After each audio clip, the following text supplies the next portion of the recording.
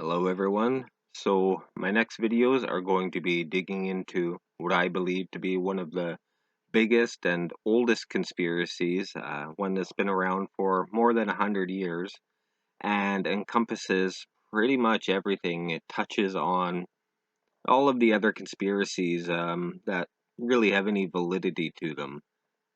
That stuff though, that's going to be mostly in part 2. Part 1 is going to be background and history. And for that, I'm going to be relying on two articles from my 1973 or 74 science book, An Index of Possibilities, Energy, and Power. Our first article is called The Oil Age. The emergence of oil reflects the expansion of the needs, standards, and talents of a society that had successfully used crude oil as a quack medicinal cure-all, lubricant, lighting source, fuel, energy resource, and base for a vast chemical industry.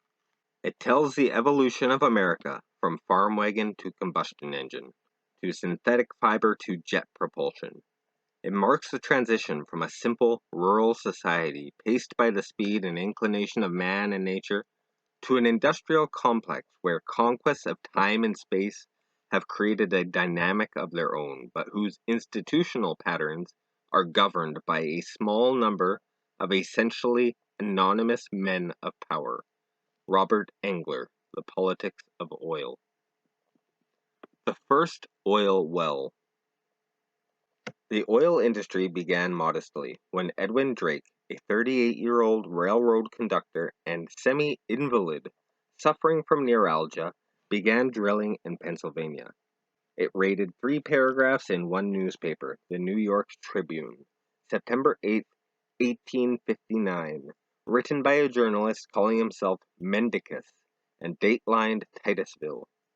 Perhaps you'll recollect that in 1854 there was organized in the city of New York a company, under the name of Pennsylvania Rock Oil Company, for which some good reasons passed into the hands of some New Haven capitalists and was then by them removed to New Haven. In 1858, the directors leased the grounds and springs to Mr. E. L. Drake, well known on the New Haven Railroad. He came out here and in May last commenced to bore for salt, or to find the source of oil, which is so common along the banks of Oil Creek. Last week, at the depth of 71 feet, he struck a fissure in the rock through which he was boring, when, to the surprise and joy of everyone, he found he had tapped a vein of water and oil, yielding 400 gallons of pure oil every 24 hours. The excitement attendant on the discovery of this vast source of oil was fully equal to what I ever saw in California when a large lump of gold was turned out. Until this time, the oil of the sperm whale was the main lighting oil in use, 200 gallons for every ton of blubber. When the rush started, many whalers joined it, convinced that a huge shoal of whales had been stranded on the land during biblical times, and that beneath Pennsylvania there was a gigantic deposit of blubber. In 1861, the American Civil War broke out. Before it ended, Drake was shunted out of sight by his partners and died in poverty.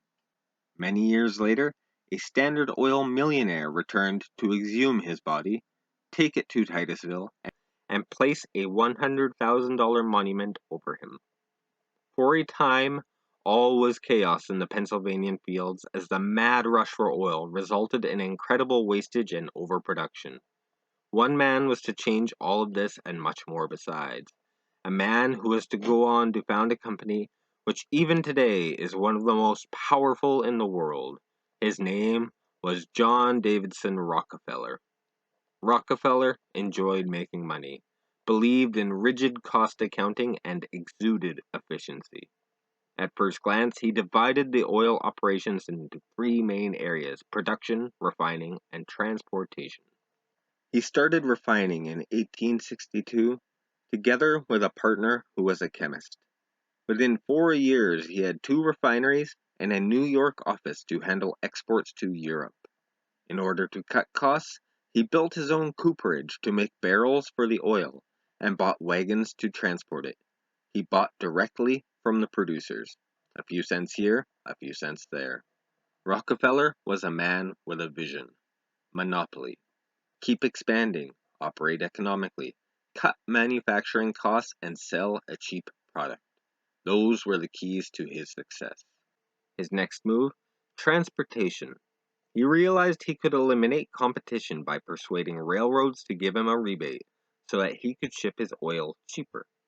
Within a year, he knocked the refining competition in Cleveland down from 30 companies to 10. On January 10th, 1870, Standard Oil of Ohio was incorporated and issued $1 million worth of stock.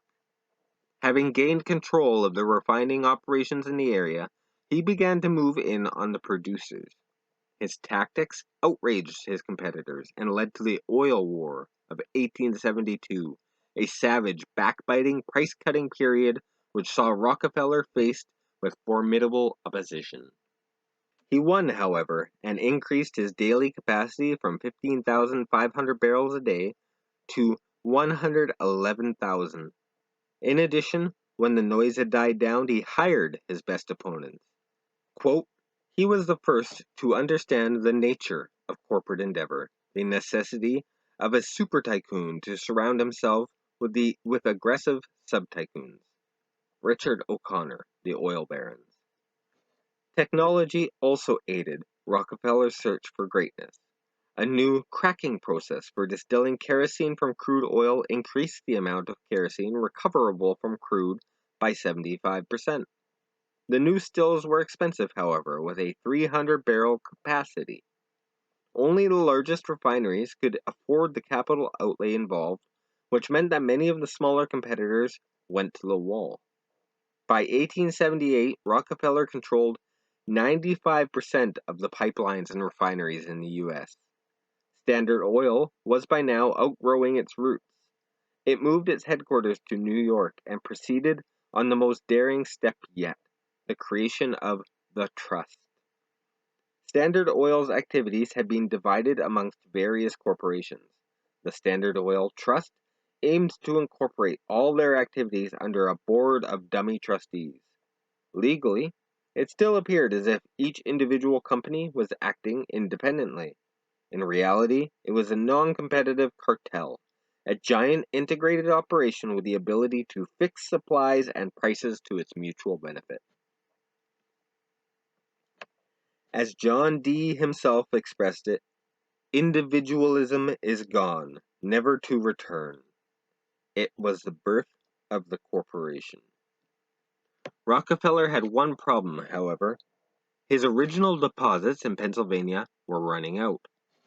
Oil exploration was still haphazard, and if the reserves ran dry, his empire would collapse. But in 1885, a new field was discovered in Lima, Ohio, which was soon producing 1,000,000 barrels a year. But there were problems. The crude had a high sulfur content, which stank and smoked when it burnt. So unpopular was it as a fuel that it had to be virtually given away.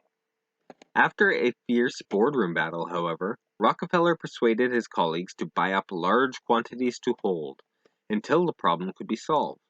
Standard bought $8 million worth of leases.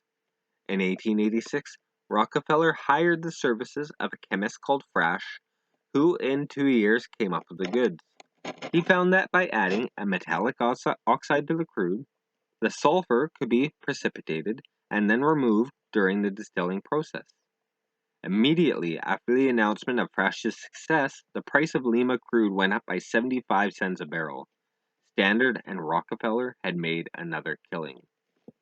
Reaction to Standard's huge advances was not long in coming. In 1887, the public image of oil companies was not a pretty one. As an aide pointed out to Rockefeller, we are quoted as the representative of all that is evil, hard-hearted, oppressive, and cruel. We think unjustly.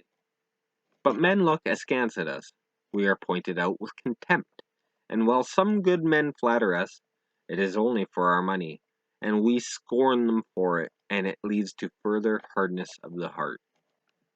This provides a useful parallel with the findings of an American Petroleum Institute study in 1972, which came up with a picture of the oil industry as modern in technology, rich, big, powerful, dominated by a few companies, heavily involved in politics, enjoying tax privileges, self-serving, a defender of the status quo, and unresponsive to public opinion, particularly in sensitive areas such as pollution.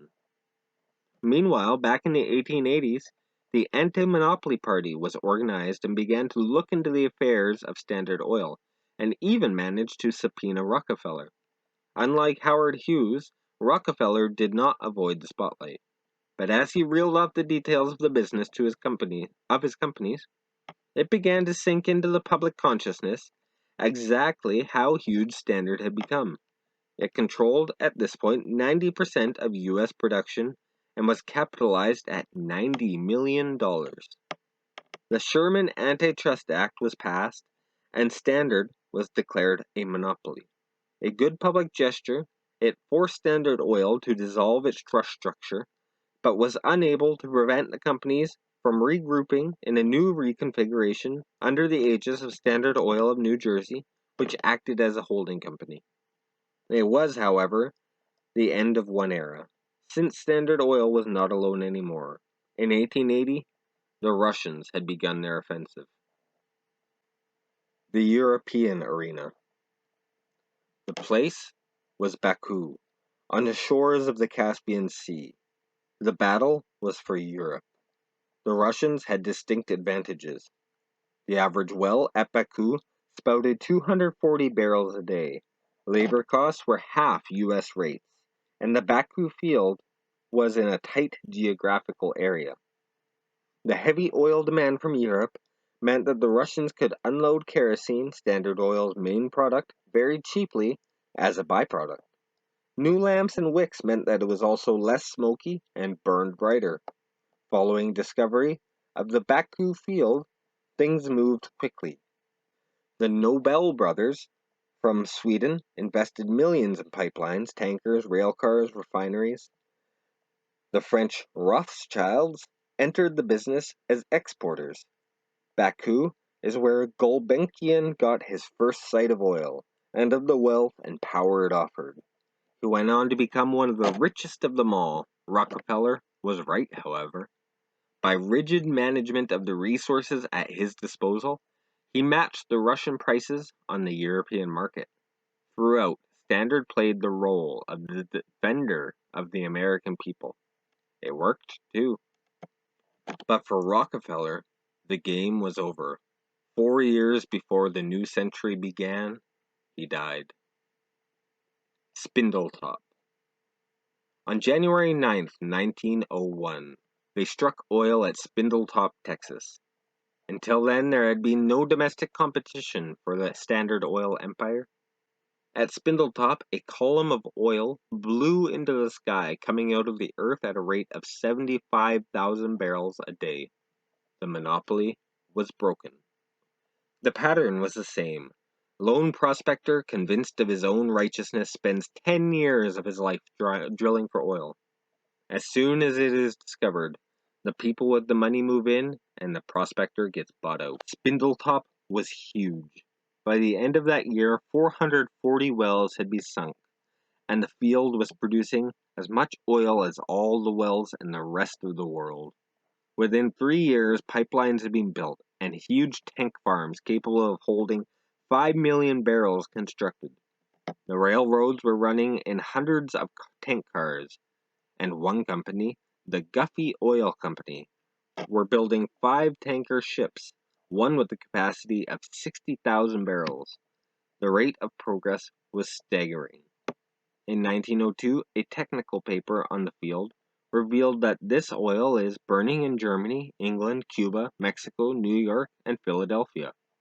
By its energy, steamers are being propelled across the ocean, trains are hastening across the continent, electricity generated, and artificial ice frozen in New York, ores grounded and stamped in Mexico, Portland cement manufactured in Havana and Texas, and gas enriched in Philadelphia.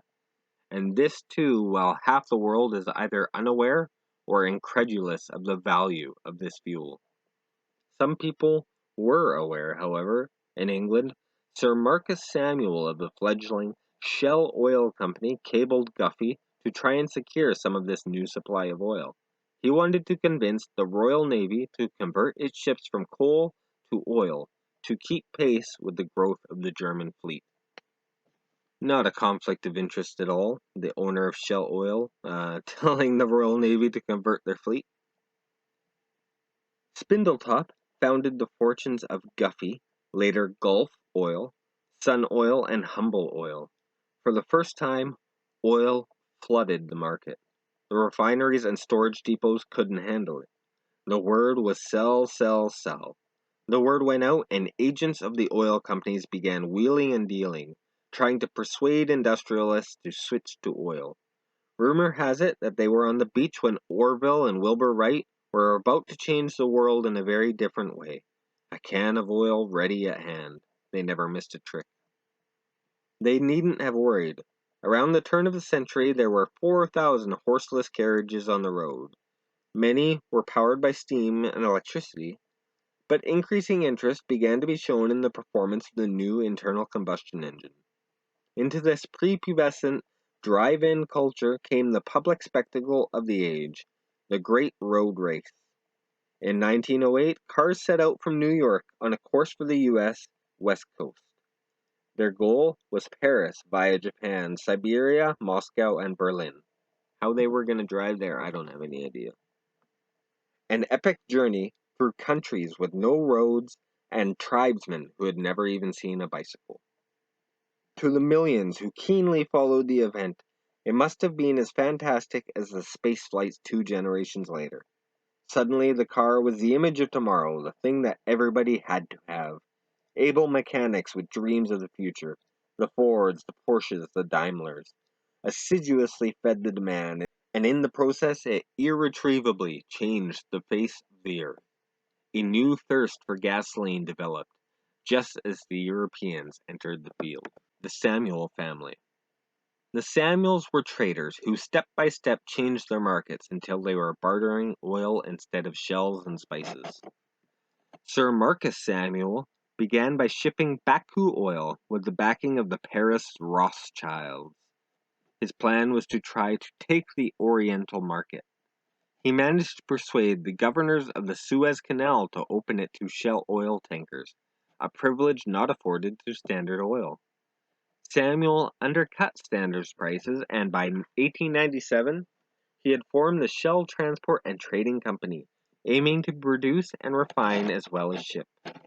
For this, however, he needed new fields. The first hit came in the jungles of eastern Borneo, and was to be the birth of a powerful alliance. The colony was Dutch. The Dutch already had fields operating in the East Indies, mainly in Sumatra. Dutch oil was handled by J.B.A. Kessler, a tough nationalist who steered his company, Royal Dutch, through a price war in India and Malay.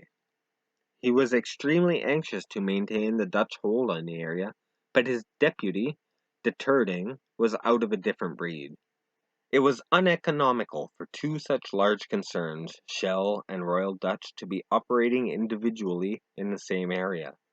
Kessler conveniently died on the boat home to his beloved Holland, and de Turding, with his visions of an alliance, came to power. The alliance did not come easy.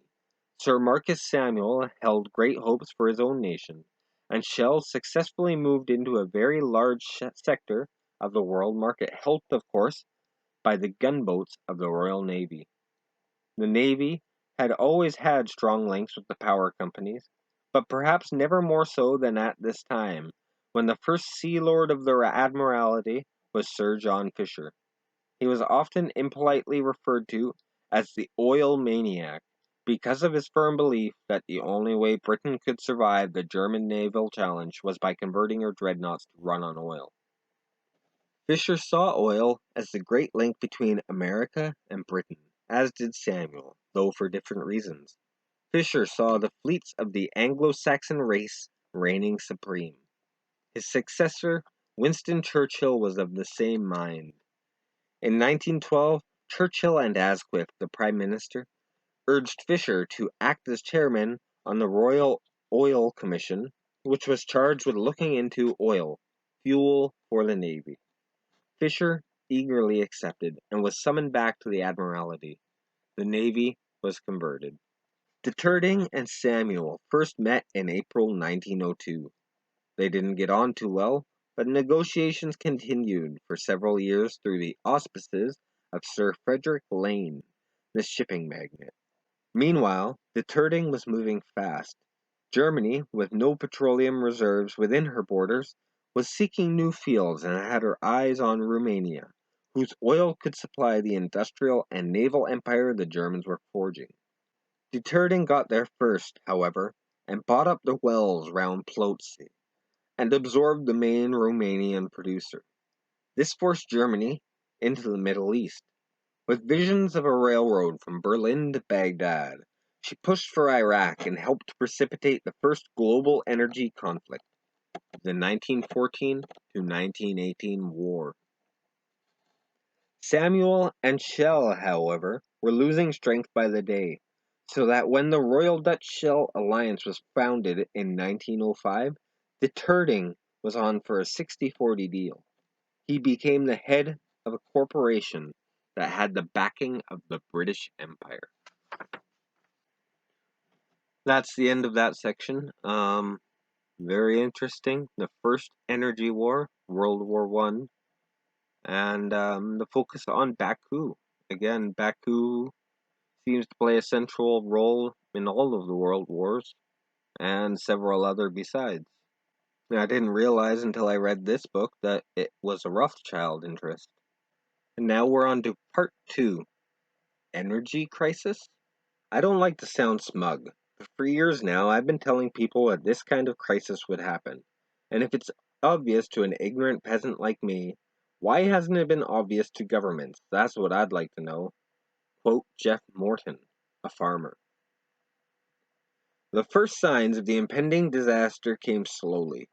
Increases in the cost of oil and gasoline, reductions in voltage delivered by power companies during peak hours, and occasional dim-outs. But then the pace accelerated as the government began rationing essential fuels and exhorted the public to forsake private cars. The reduced use of automobiles had immediate repercussions in Detroit, where the auto industry began laying off workers by the thousands. Other industries, notably the steel manufacturers, also were severely hit. A domino effect of factory shutdowns swept through the U.S. economy. Eventually, shortages of fuel and breakdowns of the transportation system produced growing food shortages, as farmers were unable to ship their products to the country's great urban centers. The stock market plummeted. Industrial growth came to a standstill. The government, attempting to stave off a collapse of the national economy, imposed rigid guidelines for prices, wages, and profits. Critics of these new policies were severely penalized under new anti-sedition laws that virtually nullified the First Amendment. The U.S., in fact, became a totalitarian state. Lawrence Rocks and Richard P. Runyon, The Energy Crisis. Some schools in the area have closed temporarily, and others have reduced classroom temperatures to a level where students are advised to wear sweaters. Railways have cut train speeds to conserve fuel. Scattered industries have eliminated shifts or shut down for a few days. Grain is rotting in the fields because of the lack of natural gas to feed the dryers. The shortages have sucked fuel into the Middle West from other parts of the country, and there are reports of bootleggers securing premium prices. Shortage of fuel at New York's 3 major airports has interrupted the services of United TWA and other airlines. The Times, January 15th, 1973, reprinted by permission. Sir, it is predicted that within a few years known fuel resources will become depleted and eventually exhausted. When scarcity begins to take effect, it seems likely that the discontent will rise considerably in the main industrial countries, where the populations have become accustomed to a high standard of living. When this standard cannot be maintained, it is possible that law and order may break down and that civilization as we understand it today may begin to disintegrate. Letter to the Times, May 12, 1972. The semiconductor makers are asking for favored treatment. The building industry is asking for favored treatment. The Carpenters Union said, "Call out the Marines to keep our jobs." The California Farm Bureau Federation is preparing a study to present to the Energy Commission. It all depends on whose ox is getting gored. If anything is coming out of this, it's a recognition that our system is indivisible. The interdependence of every segment of our society is apparent. How can you give one group more favored treatment than any other segment of commerce? Spokesman for the State Public Utilities Commission on demands from the semiconductor makers for more power. Guardian, January 4th, 1974. So it looks like part 2 there was actually a bit of a bonus, and there's a part 3 that should have probably been part 2. But here we go. Part 3, the energy trials. One day, perhaps, it will begin to dawn on our masters that to plunder in a single generation resources that have taken 150 million years to accumulate is a crime for which our descendants will never forgive us. Lord Tanlaw. The ghost of Rockefeller haunts the witness box as the circle turns and once again the oil companies come up for scrutiny under the public microscope. In July 1973, the Federal Trade Commission launched an antitrust suit into the 8 largest oil companies: Exxon Corporation, formerly Standard Oil of New Jersey; Gulf, Mobil, Standard Oil of California, Standard Oil, Indiana, Shell Oil Co., and Atlantic Richfield. Its report claims that since 1950, these companies have created a monopoly in oil refining in the Gulf and eastern states of the U.S. It lists 11 different ways in which this hold was maintained, and further charges that the companies pursued a common course aimed at concentrating the profit at the stage when crude oil is sold to refineries, rather than in the refining process, so as to discourage competition. It suggests that the companies should get rid of 40 to 60% of their refining interests in all of their pipelines, which would be sold off to between 10 and 13 new firms specially set up for the purpose. It also asks for a ban on the further acquisition of refineries by the 8. The other questions raised was finance. Although the major banks protested that they had nothing to do with the situation, it remains a fact that the 8's major competitors found it hard to get investment money, which may not be unconnected to the fact that the Chase Manhattan Bank is the largest shareholder in Atlantic Richfield and the second largest in Mobil. The energy crisis revealed many more skeletons rattling in the cupboard. Hastily put together legislation, the Emergency Petroleum Allocation Act 1973 required all refiners to share their oil equally, so as to spread the crude around the country and keep the independent refiners in business. Gulf balked at selling this cheap oil to its competitors and diverted tankers to Europe and Japan. It was ordered by the Federal Energy Office to sell 11.6 million barrels and is now suing them for the unlawful taking of private property. The Federal Energy Administrator has asked Congress to substitute a more flexible act in order to break the deadlock. Then there is the disclosure by a Senate subcommittee that a Royal Dutch Shell subsidiary may have reaped huge profits by delaying for 12 days the unloading of a tanker in New York from January 4th to 16th, 1974. The German tanker Caparta lay anchored in the harbor with 186,480 barrels of fuel oil on board while New Yorkers froze in sub-zero temperatures. In this time, the onshore price went up from $8.65 to $12.26 a barrel, which meant an extra net profit for the owners of the cargo of approximately $280,000. The same committee also received a letter from the mayor of Los Angeles, Thomas Bradley, alleging that General Motors, Standard Oil of New Jersey, and Firestone Corporation cooperated in purposefully destroying the city's tramway system. But this is small time stuff compared to the allegations of Senator Frank Church. He's been investigating the activities of the London Policy Group, an informal gathering of top executives of major oil companies which met in London with the blessing, it is alleged, of the U.S. Department of Justice. Senator Church charges that they fixed markets and supplier arrangements to their own advantage at the expense of the U.S. consumer. So far, Church's subcommittee has been refused many of the relevant documents on the grounds that their disclosure might damage U.S. foreign relations. Nevertheless, a background story has emerged which involves John Mitchell, the ex-U.S. Attorney General and friend of Nixon, currently on trial for conspiracy over the Watergate affair, and John J. McCloy, U.S. High Commissioner to Germany in Adenauer's time, former head of the Chase Manhattan Bank and chairman of an extremely powerful pressure group called the Council on Foreign Relations. The billionaires of the world unite. Black Lives Matter. I mean, it's kind of weird to have the resistance being endorsed by the biggest private bank on the planet. But also, they rate their total assets as $3.3 trillion, which is crazy. Like, that's 14% of the US economy. They say in here of the racial audit, JP Morgan Chase & Co. Chief Executive Jamie Dimon addressed inequality, racism, and corporate responsibility in his annual letter to shareholders on Wednesday morning. Some of this terminology has been used in technology for a long time, whether we're talking about whitelist or blacklists or master slave.